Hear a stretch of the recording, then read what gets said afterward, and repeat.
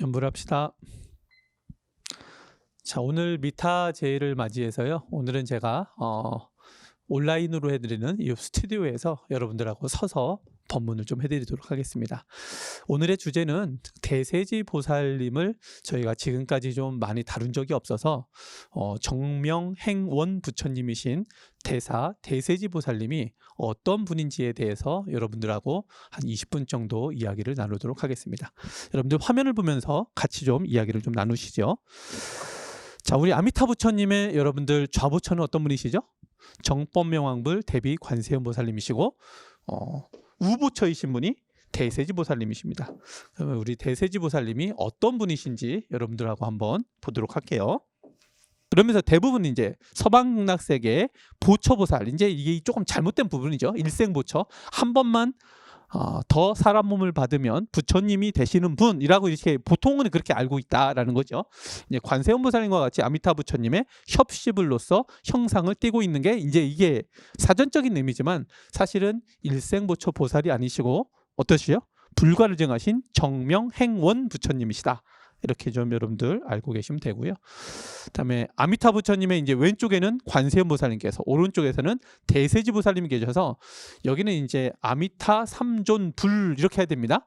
그 정중앙에 계신 아미타 부처님이 부처님이시고, 왼쪽에 계신 관세음 보살님이 정법명왕 부처님이시고, 오른쪽에 계신 대세지 보살님이 정명행원 부처님이시기 때문에 이렇게 세 분이 다 부처님이신 경우를 우리가 삼존불이라고 그래요. 그래서 아미타 삼존불 이렇게 생각하시면 됩니다. 그래서 우리 왼쪽에 계시는 관세음 보살님이 자비의 문을 관장하신다고 하면 대세지 보살님은 오른쪽에서 지혜의 문을 상징하시는 부처님이시다. 이렇게 알고 계시면 되고, 우리 또 대세지 보살님이 어떻게 생기셨는지, 상호가 어떤 모습이신지 여러분들 좀 이렇게 관무량수경에는 대세지 보살님을 이렇게 표현하셨습니다. 대세지 보살님은 이렇게 관조하는 대세지 보살님을 명확하게 관조하려면 서가모니 부처님 말씀입니다. 부처님의 크기는 관세음 보살님과 크기, 그 높이, 그 키는 똑같으시다 이거예요.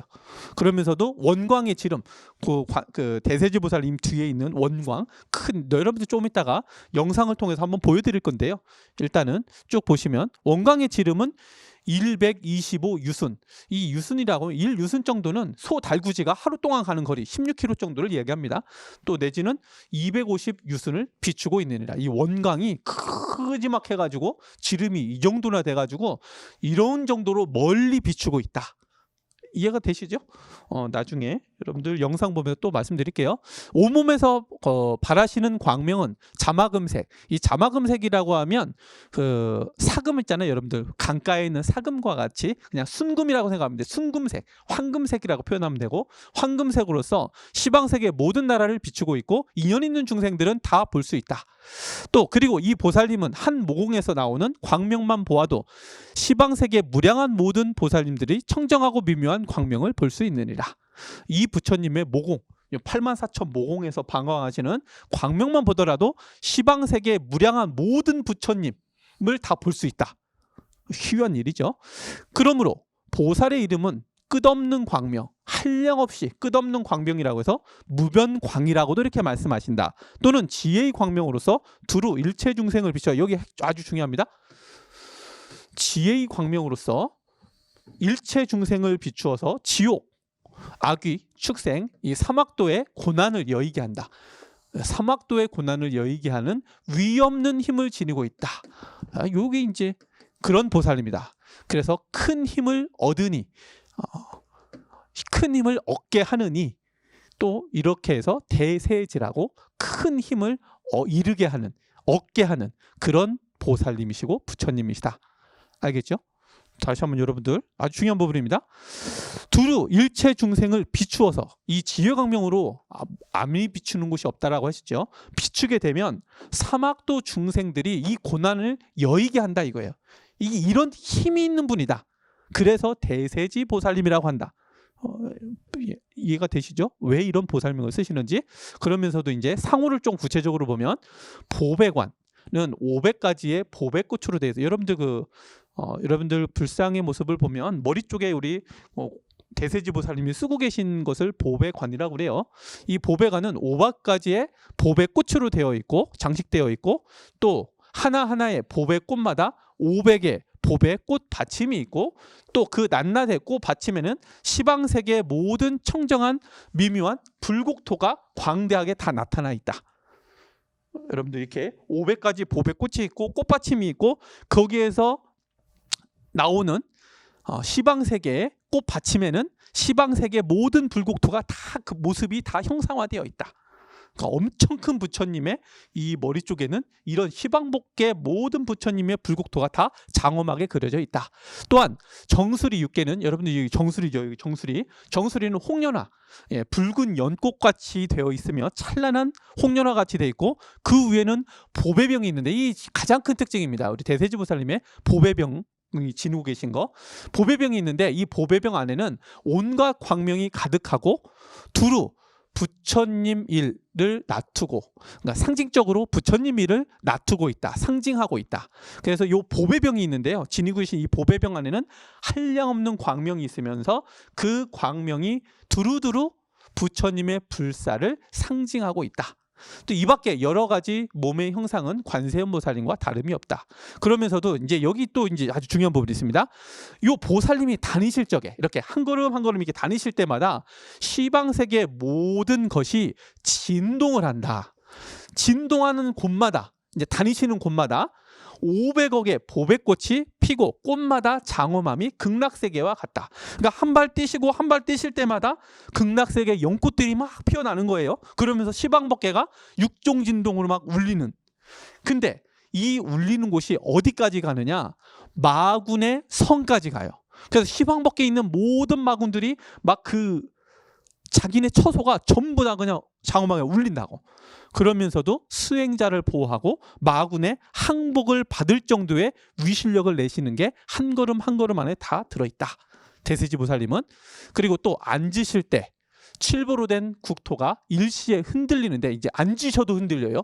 걸으셔도 흔들리시고 진동하시고 앉으셔도 흔들리는데 아래쪽으로는 금강불 국토로부터 위에는 광명불 국토까지 이른다.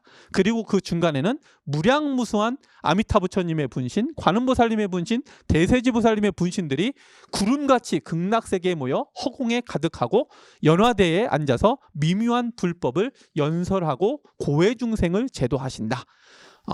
대세지보살님이 앉으실 때는 시방법계가 일시에 다 흔들리고 위부터 아래까지 엄청나게 흔들리면서 무량무수한 많은 불보살님들이 미타 삼존불의 분신분들이 극락세계와 같이 허공에 가득하게 되고 이런 가운데 미묘한 법문을 설해서 고해 중생을 구제하시고 제도하신다. 아셨죠? 그래서 이 대세지보살님을 이렇게 마치 눈으로 보는 것 같이 일심으로 정진하면서 부처님의 상호를 관하는 사람들, 여러분들 연불하면서 부처님의 상호 관하라고 하잖아요.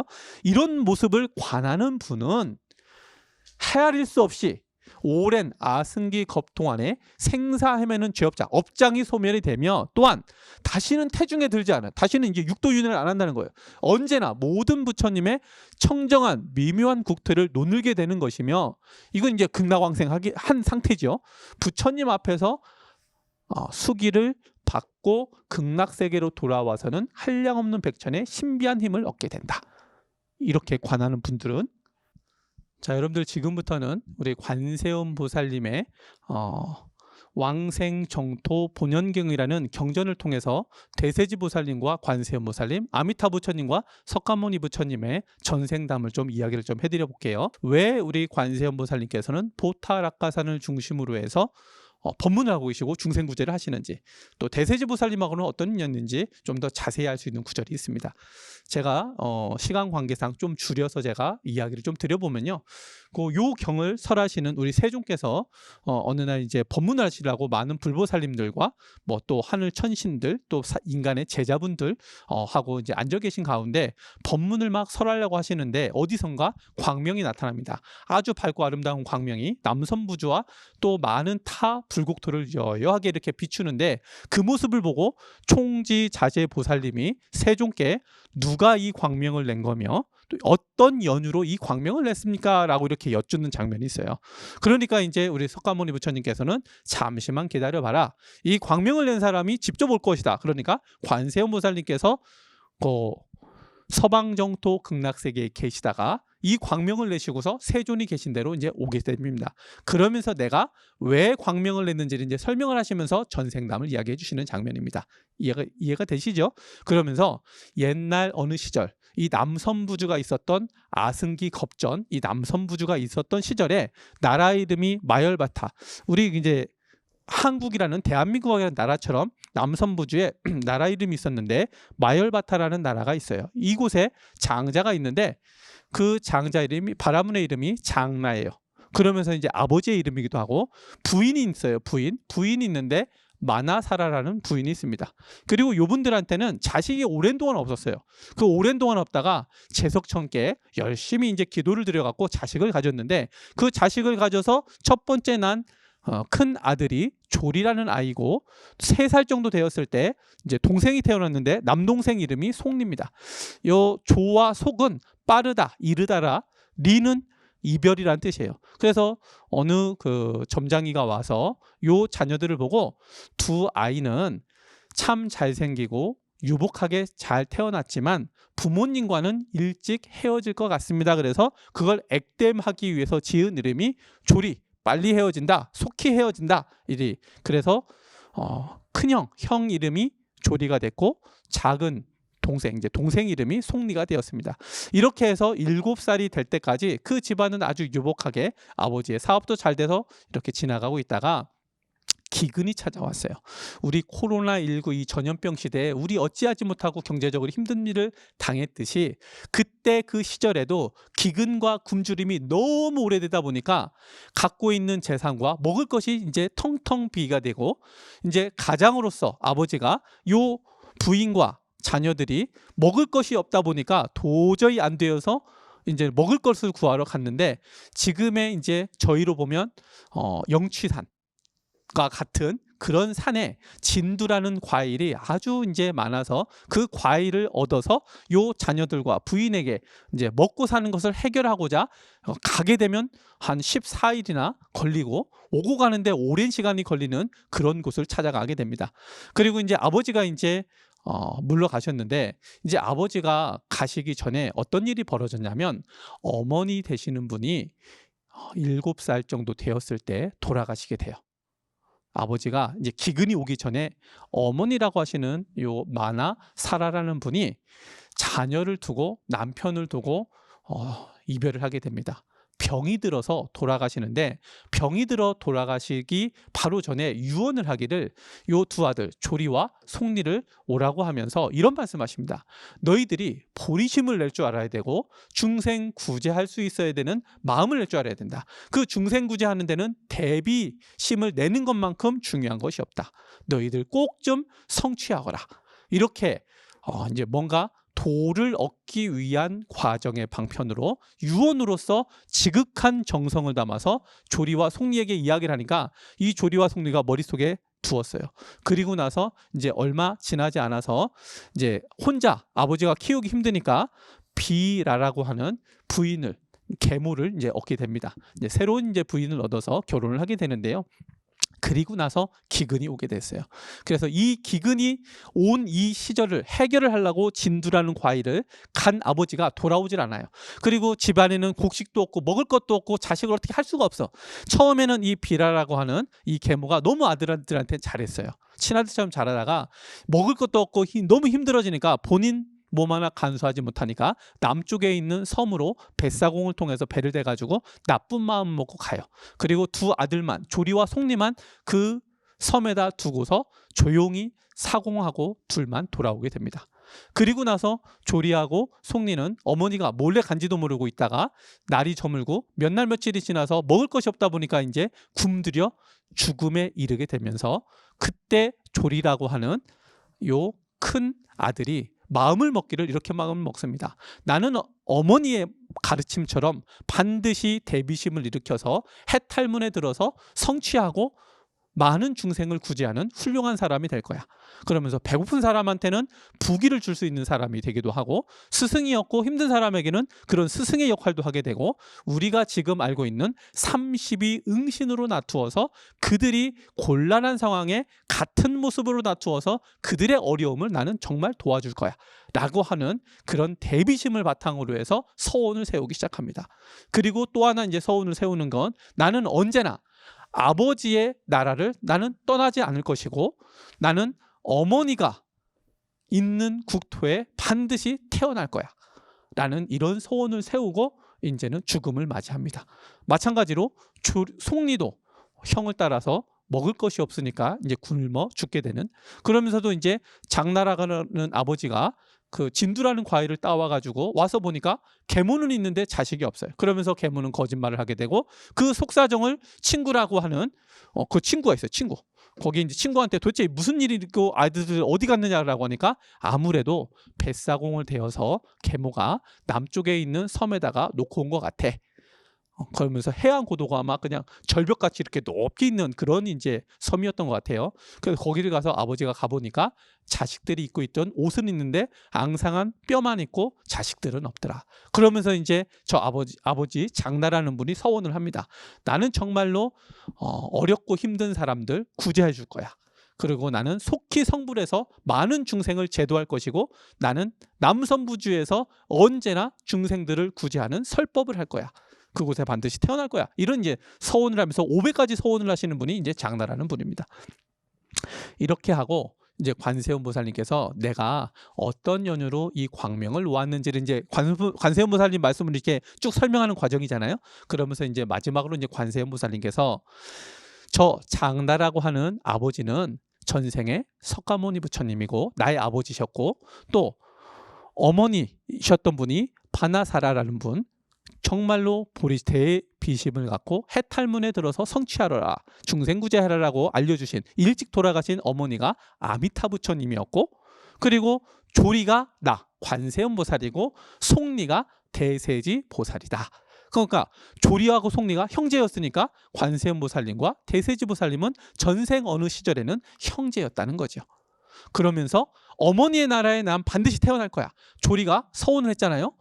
마나사라라고 하는 분, 이 서원 따라 했던 저 국토, 극락이라는 국토에 첫 번째로 태어나는 분이 바로 어떤 분이에요? 관세음 보살님입니다.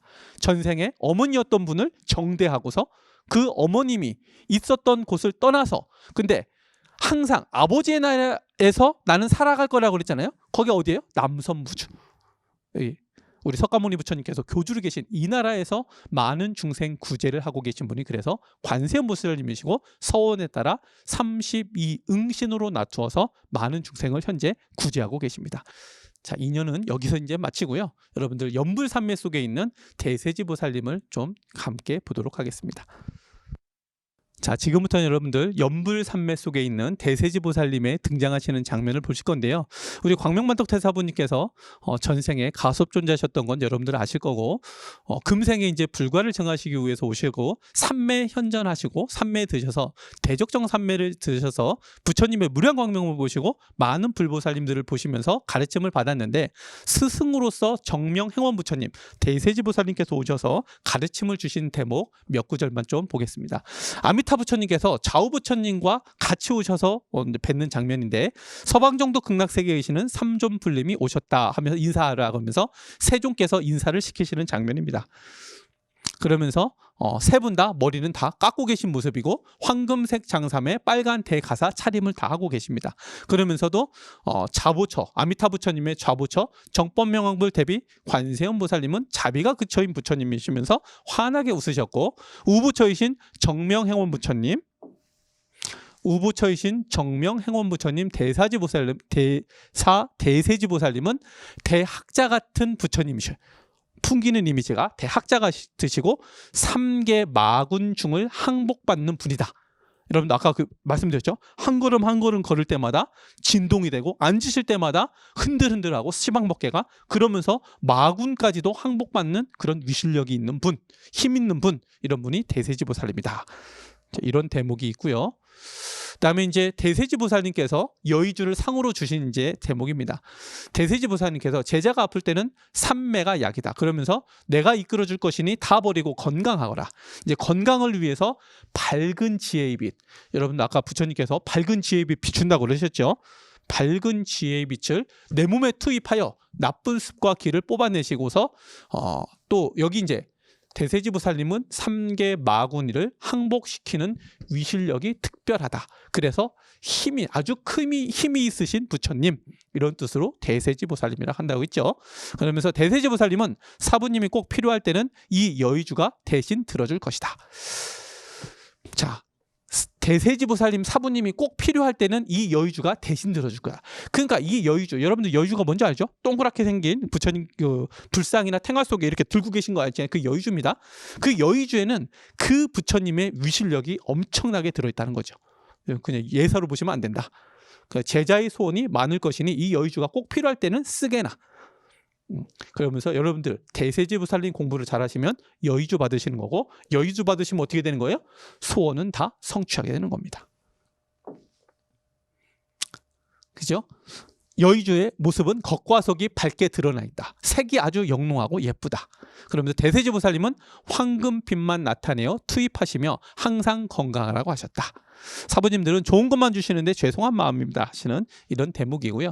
또 대세지보살님께서 제자에게 하시는 이제 법문입니다. 제자 잘 듣거라. 공부하는 학생은 해차라면 이제 다른 번뇌망상이 있으면 마구니가 잡아간다. 15 사부님 불세존 변목이 없어 뵙기를 죄송했다네 하면서 공부하는 학생은 사부님을 실망시키면 나쁜 제자란다. 어떻게 하고 싶은 말 다 하며, 자 우리들은 마찬가지입니다. 말로써 하고 싶은 말로 어떻게 다 하냐 이거예요. 하고 싶은 일이 있다고 어떻게 또 다 살 수 있겠는가. 참아야 된다 이거예요. 언제나 공부하고, 그러나 자네 참고 공부하는 것이 인욕이다. 아주 중요합니다. 우리 수행자 저희들 공부하는 사람은 참고 공부할 줄 알아야 된다. 인욕을 가질 줄 알아야 된다. 명하시다. 그리고 아주 얌전해 보이신다. 아주 깔끔해 보이신다. 아주 엷은 미소가 보이신다. 너무나 잘생긴 미남의 형을 갖고 계시다. 그러면서 키는 180 정도의 훤칠한 큐에 입고 계신 건 두루마기를 입으신 마치 선비 같은 모습을 하고 계시다.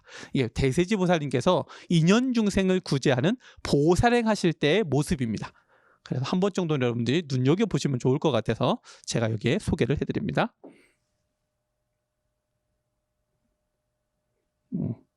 자, 이제 부처님 말씀은 아주 소중해서 공부하는 학생은 사부님 말씀을 무섭게 듣고 가르침에 최선을 다해야 한다. 바른 이치를 알지 못하면 어리석음을 다스리지 못한다네. 또 지혜로운 사람은 침묵으로 성냄을 항복받는다. 침묵으로서 성냄을 항복받는다. 불같이 성내는 사람은 어리석고 미련한 사람이다. 그리고 이제 화내지 말라고 하는 지혜로운 사람이 되라는 가르침이죠. 사부님의 가르침을 주면서 가슴에 새기고 듣고 잊지 말게나 하면서 타이르시는 장면. 그러면서 꾸지람 하실 때 이제 여기서의 핵심은 큰 단주알 8개를 오른쪽으로 들고 오른손으로 들고 한 개씩 돌릴 때마다 팔정도 칙명연불 삼매 속에 깊이 빠졌다. 자, 우리 대세지보살님이 오른손에 염주 8개짜리 염주를 들고 계신데 하나하나 오른손으로 넘길 때마다 깊은 삼매로 이끄시더라. 그러니까 여러분들이 대세지보살님 공부하실 때는 상호를, 아까 영상에 보여드린 상호를 생각하시면서 오른손에 여의주를 들고 계시다 생각하고 한 개 한 개 넘길 때마다 그 넘기는 모습을 여러분들이 눈에 선명하게 마음으로 그리면서 공부하시면 대세지보살님을 보실 수 있다. 삼매 현전에서 보실 수 있다. 이제 끝으로 정명행원 부처님의 성전. 자, 정명행원 부처님 대세지보살님이 계신 곳이 어디예요? 서방정토 극락세계 대세지보살님이 계신 궁전으로 찾아갔다. 대세지보살님 어디 계시다고요? 서방정토 극락세계 궁전에 당신의 거소가 있으시다. 요거 이제 보여드리려고 제가 연불삼매 속에 우리 광명만덕 대사부님께서 삼매에 들어서 대세지보살님과 일문일답 하시면서 공부하시면서 보신 외형의 모습, 또 우리 석가모니 부처님께서 아미타 부처님께서 소개하시는 모습, 또 어디에 계신지 등등 놔두신 모습 여러분들하고 공부 같이 해봤으니까요. 여러분들한테 도움이 좀 많이 되셨으면 좋겠습니다. 자, 오늘 이렇게 해서 미타질 소참법문 마치겠습니다. 자, 연불합시다.